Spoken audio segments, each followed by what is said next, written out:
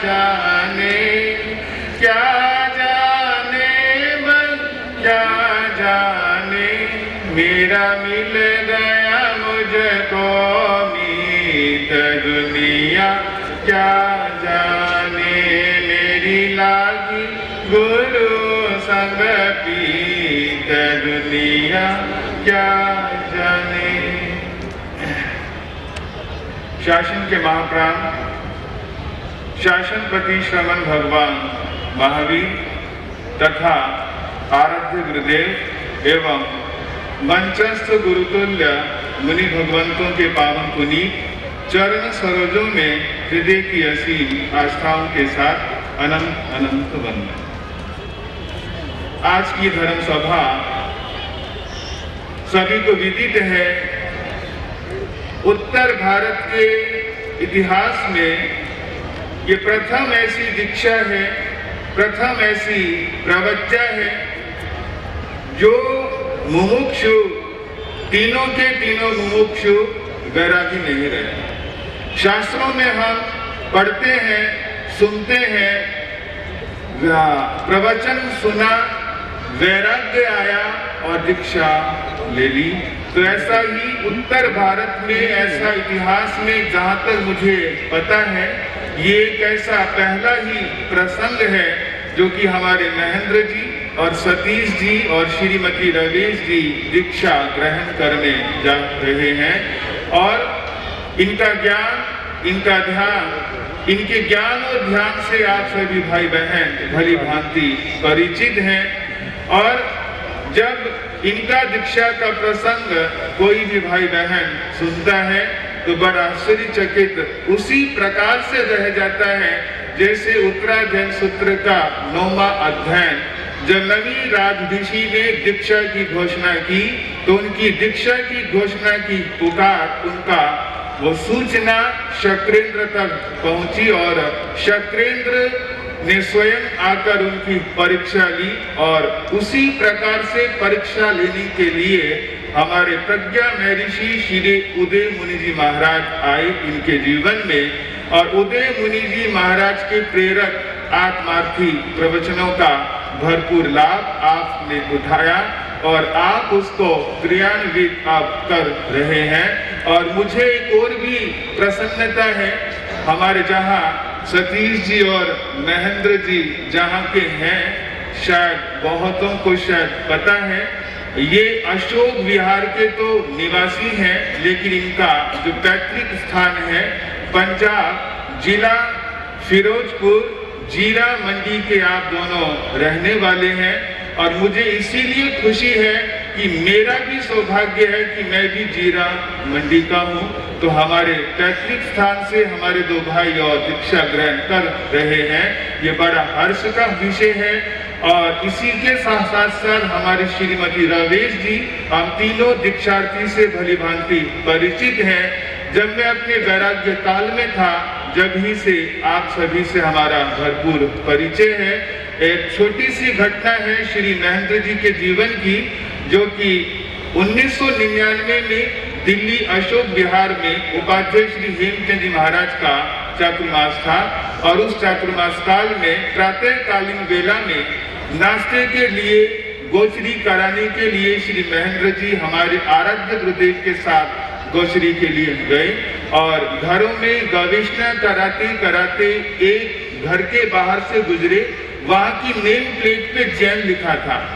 गुरुजी ने महेंद्र जी को बोला, महामंत्री जी जैन है, मैं तो नहीं जानता, चलो चलकर देखते हैं। तो आराध्य गुरुदेव के साथ श्री महेंद्र जी उस घर में गए। और जैसे उस घर में गए, उस घर की महिला थी, महिला ने जैसे ही गुरुदेव को देखा वो जोर से चीखी जैसे पता नहीं क्या है। दोनों सब प्रकार से गए, ऐसे ही नहीं, दोनों सब प्रकार से गए कि क्या बात हो गई। इतने में उन महिला का जो पति था वो भी अंदर आया, वो भी बाहर आया, उसने भी हल्ला मचाया कि ये क्या। आखिर दोनों ने सलाह की कि भाई यहाँ से तो टलने में ही फायदा है। तो मैंने ये प्रश्न इसलिए सुनाया कि ये जो घटनाएं हैं ये हमारे लिए एक मजाक है। लेकिन महेंद्र जी के जीवन को वो घटना मोड़ दे गई। आपने जब ही उपाध्याय प्रवर श्री हेमचंद जी महाराज के चरणों में आकर संकल्प किया कि मैं आज से हमारे जैनत्व के संस्कार बच्चों को अवश्य दूंगा। आपकी नींव, संस्कारों को देने की नींव उपाध्याय प्रवर श्री हेमचंद जी महाराज और महाश्रमण उप प्रवर्तक आराध्य गुरुदेव श्री आनंद मुनि जी महाराज के घटनाक्रम से आपकी ये घटना जुड़ी है। और आपने वो आपके जीवन में वो छोटी सी घटना आज वट वृक्ष के रूप में आपके समक्ष आज प्रस्तुत है। तो हार्दिक प्रसन्नता है कि हमारे श्वेतांबर स्थानकवासी वर्धमान जैन स्थानकवासी जैन श्रमण संघ में आप दीक्षित हो रहे हैं। और हार्दिक बधाई, हार्दिक शुभकामनाएं हैं प्रज्ञा महर्षि श्री उदय महाराज को कि हमें तो चेलों को पढ़ाने में, पालने में, पोसने में टाइम लगता है, लेकिन आपको तो पले पलाए मिल रहे हैं। तो खैर ये हार्दिक प्रसन्नता है और हार्दिक शुभकामनाओं के साथ, क्योंकि समय सापेक्ष है। और इसी के साथ साथ हमारे अग्रज मुनि श्री मणिभद्र जी महाराज को मैं आज इस पावन प्रसंग पर एक और बधाई देना चाहूंगा। बहुतों को शायद पता है और काफी को शायद नहीं पता।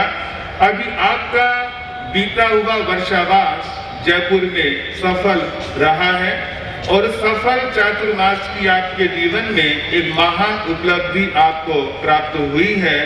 आप जैन दर्शन एवं पर्यावरण समीक्षात्मक अध्ययन ये इस विषय में आपको ट्रिनिटी वर्ल्ड यूनिवर्सिटी जो यूके की है, आपको PhD डॉक्टरेट की उपाधि आपको यूनिवर्सिटी ने दी है।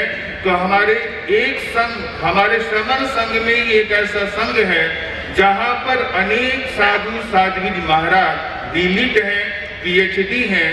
हमारे श्रमण संघ में एक और संत PhD डॉक्टरेट की उपाधि, जिसको PhD को हिंदी में कहा जाता है विद्या वाचस्पति का अलंकरण, आपको ट्रिनिटी वर्ल्ड यूनिवर्सिटी ने आपको दिया है। तो आप भी हार्दिक हार्दिक शुभकामनाएं हैं। आप इसी तरह से आप अपने जीवन में आगे बढ़ें और हम जैसे बच्चों पर आप अपना वरदहस्त आशीर्वाद बनाए रखें। अब इन्हीं मांगली कामनाओं के साथ, क्योंकि सभा अधूरी रहेगी जब तक मुनि मणिभद्र जी महाराज का क्या नाम हो, बोलो तो, भजन ना हो। मैंने नहीं कहा, मैं तो बस पूछा है, मैं तो पूछा है। कौन कौन चाहते हैं मणिभद्र जी का हाथ उठाओ। अब मुमुक्षु आत्माओं की भी इच्छा यही थी, सतीश जी, महेंद्र जी, सबकी यही इच्छा थी। गुरुदेव, ये तो आवाज 2 आए 4 आए, पूरे पंडाल का ये मन है कि आपका एक भजन अब आपके समक्ष प्रस्तुत है डॉक्टर मुनि मणिभद्र जी महाराज। बोलो भगवान महावीर स्वामी की। बस इतना ही फर्क हुआ होगा तो छोटे छोटे बच्चे हम लोग लेते हैं, उनको सब कुछ करवाना पड़ता है उनका, परंतु उदय मुनि जी महाराज साहब को ऐसा कुछ करवाना नहीं पड़ा, परंतु पढ़वाना तो जरूर पड़ा होगा। तो नहीं तो हमारे चेले बन जाते, उनके शिष्य वो क्यों बने? क्योंकि परिचय हमारा भी था, आपका तो और पुराना था। और मैं जब इन दोनों को देखता हूँ तो इसकी आत्मीयता अंदर से आती है कि जैसे हमारे जितेंद्र भाई कह रहे थे, सच कहता हूँ, इन्होंने जाके बस दर्शन किया और उसके बाद ही मन हुआ। मैंने पूछा कितनी तारीख को दीक्षा, बोले 5 तारीख को। हिसाब लगाया, मेरे पास 13 दिन का समय है तो मैं पहुँच सकता हूँ। और आया, और जब पता चला उनके आने के बाद रवेश जी, उन्होंने भी दीक्षा की तैयारी की, क्योंकि आपकी बेटी हमारे जयपुर में ही मानसरोवर के अंदर उसकी शादी हुई है, उसने भी आके खुशखबरी दी। हमारी माता जी भी दीक्षा ले रही है। तो बंधु यहाँ आए हैं, तो आप लोगों की भावना नहीं, मैं इन तीनों की क्या भावना है वो गीत के माध्यम से क्या कर रहा हूँ, ये क्या चाहते हैं और इन्होंने क्या पाया और किस लिए ये रास्ता इन्होंने चुना है, ये भावों को आपके समक्ष रख रहा हूँ। गुरु चरणों में तुमने चढ़ाया पुष्प स्वयं जीवन का, पुष्प स्वयं जीवन का। गुरु चरणों में तुमने चढ़ाया पुष्प स्वयं जीवन का, पुष्प स्वयं जीवन का। निज गृह आंगन में सुंदर उपवन में खिला तथा शोभा अति पाई, अनुरागों से पाला सौरभ से भर डाला। परिवारों ने भाव भरा है, धर्म हेतु अर्पण का, पुष्प स्वयं जीवन का। गुरु चरणों में तुमने चढ़ाया पुष्प स्वयं जीवन का, पुष्प स्वयं जीवन का। अब तक जो सीखा उसमें ये दिखा, जो भी खिला वो मुरझाएगा, जग में कौन अमर है, किंतु एक अंतर है। कोई सजा नव कष्टों में, कोई आराध्य भगवन का,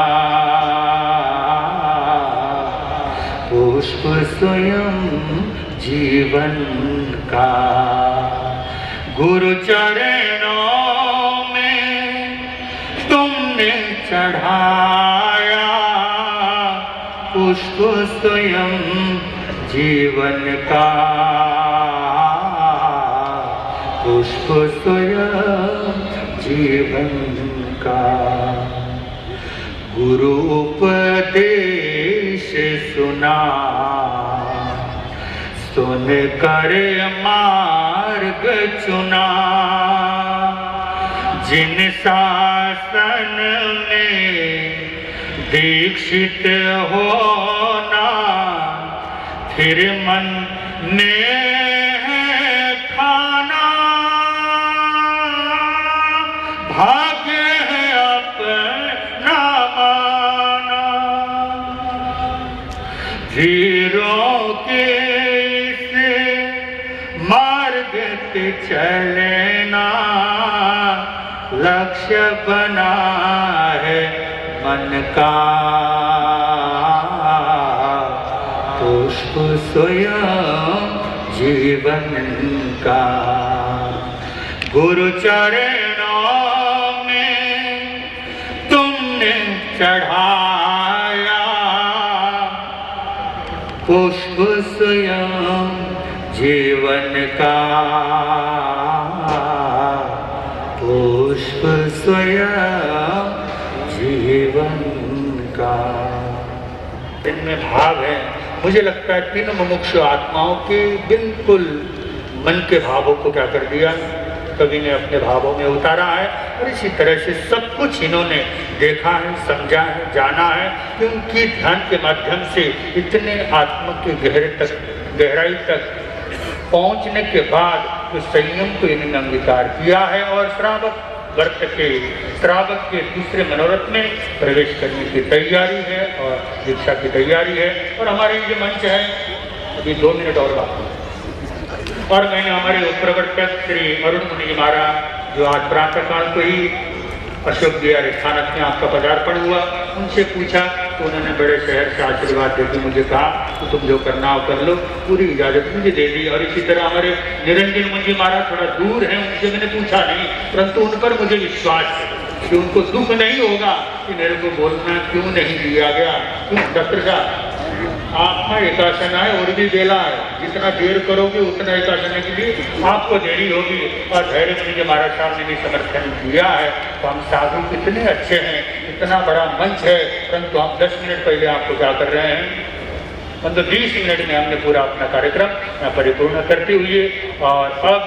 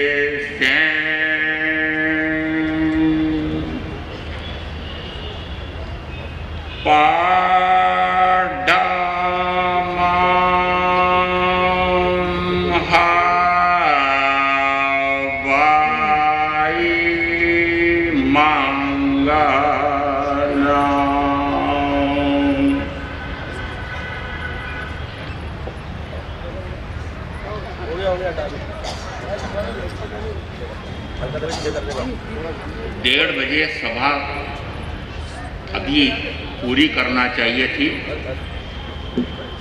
आप सबने देखा, यदि किसी को दंड देना हो तो अकेला कर दो। देखो, इधर महासत्य जी सारे समूह में, इधर महासाधु सारे समूह में, और एक व्यक्ति को दंड दिया, अकेले बैठो। मैंने कहा अकेले रहते रहते 14 साल हो गए हैं, अभी भी अकेले बैठो, सजा। फिर देखी दूसरी सजा भी है। दूसरी सजा का कारण तो ये महाराज की खुद अड़ियलबाजी, ये पंडाल का आरंभ समारंभ, ये मंच का आरंभ समारंभ, इसमें उदयवनी का हिस्सा नहीं होगा, इसलिए उदयवनी पंडाल से बाहर बैठे। फिर ये मैंने हस्तक्षेप इसलिए किया कि मैंने प्रातःकाल अपनी आंखों से और फिर नाक से वो ऐसे जो सिंह केसरी मोदक देख करके आया था, और क्या बढ़िया बढ़िया मिष्ठान्न। मैं कितनी बार कहता हूँ, अरे देसी जी का बादाम का हलवा सर्वश्रेष्ठ होता है, वह तो मुझे नहीं दिखा, पर मिठाइयाँ बहुत दिखी थी। और क्या हल्दीराम के तरह तरह के नमकीन भजिए और सारे मेवों के थाल। मैं तो मात्र आंखों से और नाक से ग्रहण करके आ गया। और ये इधर जितने बैठे हुए हैं माँ साधविया जी, और इधर जितने बैठे हुए हैं, वो सारा लूट करके लाए थे। एकासना है, किसी ने देखा भी नहीं महाराज, अभी तो सारे बेचारों का एकासना है, अभी तो पानी भी नहीं पिया हमने, अभी तो पानी भी नहीं पी रखा है।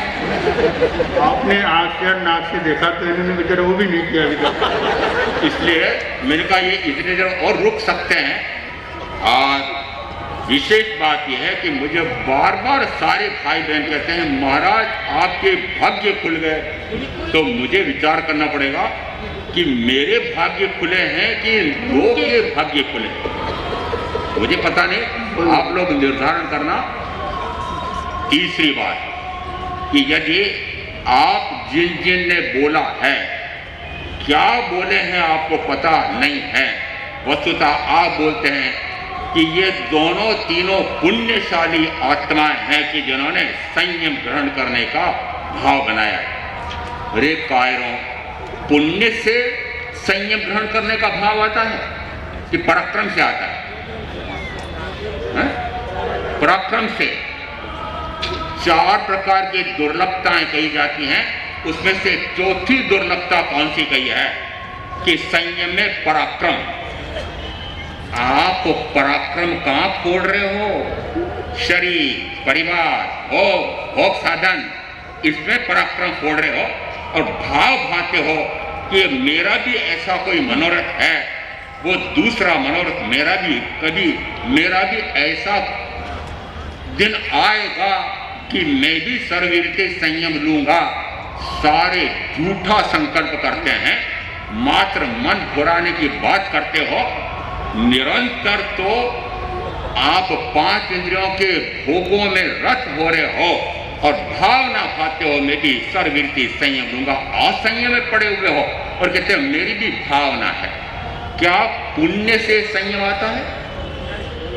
पुण्य से मनुष्य भाव मिलता है, पुण्य से 5 इंद्रियों की पूर्णता मिलती है, पुण्य से सर्व सुख साधन